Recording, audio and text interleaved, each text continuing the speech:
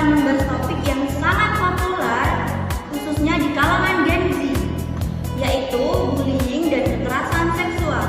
Benar sekali Kak, apalagi di zaman sekarang sangat marak kasus bullying. Sebabnya pasti gak jauh dari kekerasan seksual dan bullying. Nah, yaitu Kak, setiap kejadian pasti ada solusi, seperti konseling.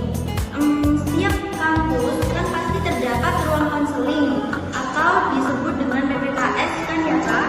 Benar sekali. Teman-teman di sini pasti kurang tahu ya gambaran dari PPKS ini apa. Boleh dijelaskan sedikit PPKS itu apa Kak?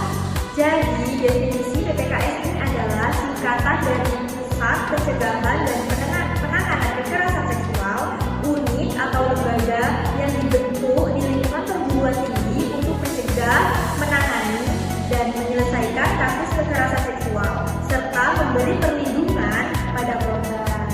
Oh, jadi seperti itu.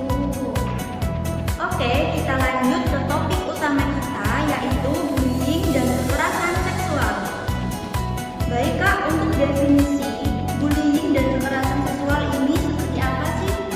Definisi bullying ini perilaku menyakiti secara fisik dan verbal atau emosional yang dilakukan secara berulang-ulang. Contohnya intimidasi, perundungan atau pengucilan. Dan definisi kekerasan seksual ini sendiri adalah tindakan pelecehan atau kekerasan yang bersifat seksual tanpa persetujuan korban.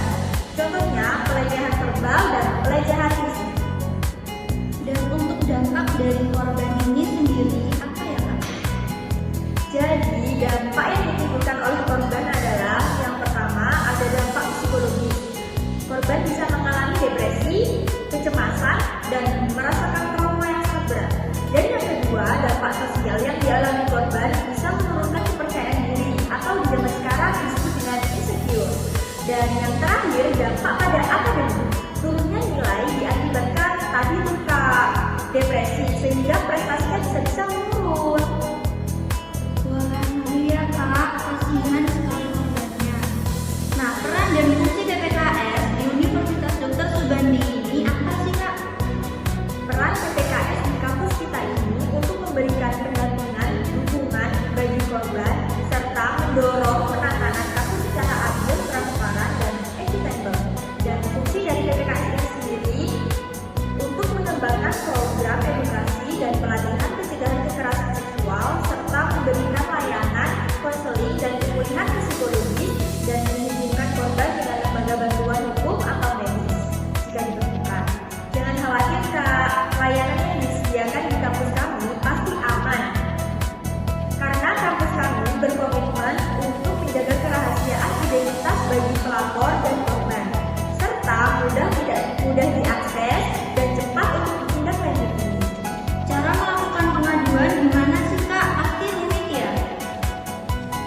Sama teman-teman, gak sulit itu. Saya jelaskan ya langkah-langkahnya. Langkah pertama, pengaduan di PPKS Universitas Dr. Subandi Jember. Kalian bisa membuka akun Instagram Satgas PPKS di UDS. Langkah kedua, di bio akun Instagramnya kan ada link ya. Nah, silakan masuk di link tersebut. Lalu langkah ketiga, kita sebagai korban atau sebagai saksi mengisi forum ini dengan jujur dan benar ya Kak ya.